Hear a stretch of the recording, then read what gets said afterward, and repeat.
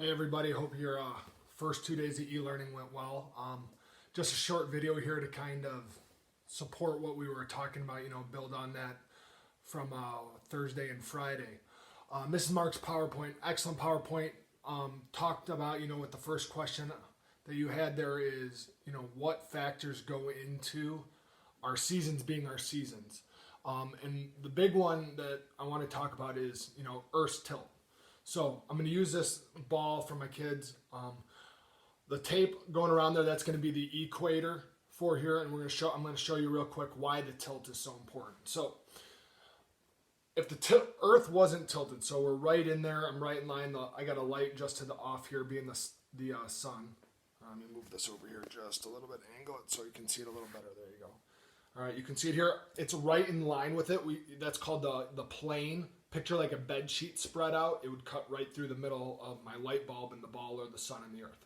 All right, so we're in the same plane here, and you can see that bright spot right there on the equator. All right, so if the earth wasn't tilted as it, revolved around and kept moving around the sun, that bright spot stays in the middle there.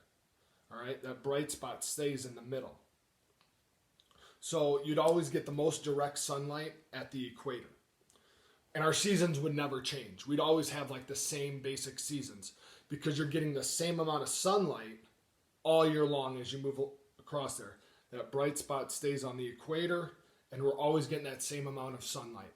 That direct sunlight, that's the key, direct sunlight. But because the earth is tilted, notice that bright spot now, move it off the emblem there, so it goes from the tape. Now it's slightly above it, all right, because the Earth's tilted. In this case, this would be the northern hemisphere where we live, is now getting more direct sunlight. If you look down here, it's a little bit dimmer.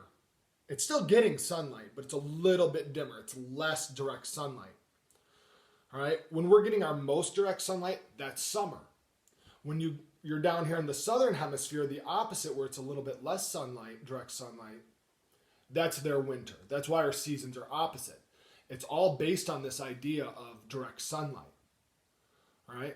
Now, as we progress, the earth isn't wobbling back and forth, twisting like this. It's staying there, but as it moves, all right, it's going to end up pointing different ways. So picture that this was pointing this to my right the whole way. Probably looks left for you. All right? As it's moving, it's going to move like this in a circular fashion around it. And you can kind of see it here.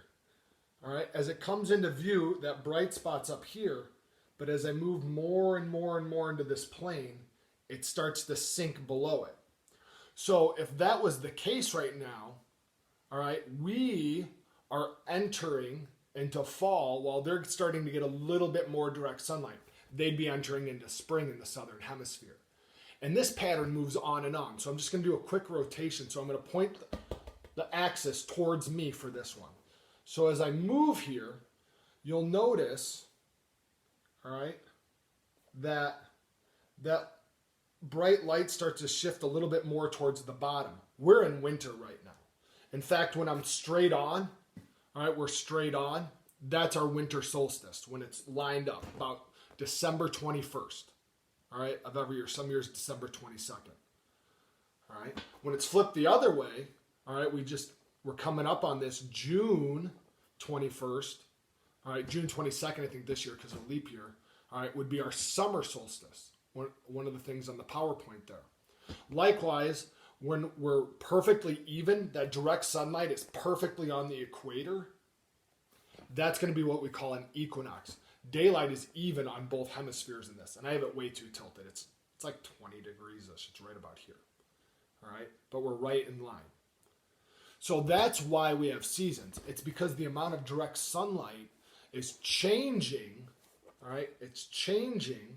Let me get this evened up. As we move across, all right?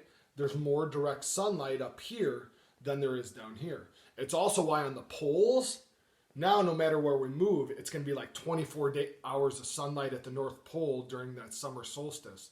But in that winter solstice at the bottom here in the South Pole, they'll have like about 24 hours of darkness.